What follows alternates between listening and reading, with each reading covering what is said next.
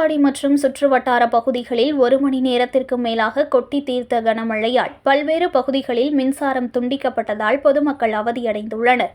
மயிலாடுதுறை மாவட்டத்தில் கடந்த சில நாட்களாக பகல் நேரங்களில் கடுமையான வெயில் வாட்டி வதைத்து வரும் நிலையில் மாலை நேரங்களில் மிதமான மழை பெய்து வருகிறது. இந்த நிலையில் தரங்கம்பாடி தாலுகாவிற்கு உட்பட்ட தரங்கம்பாடி, பொறையார், திருக்கடையூர், சங்கரன்பந்தல், செம்பனார்கோவில், ஆக்கூர் உள்ளிட்ட பல்வேறு பகுதிகளில் இடி மின்னலுடன் கூடிய கனமழை 1 மணி நேரத்திற்கும் மேலாக கொட்டி தீர்த்தது.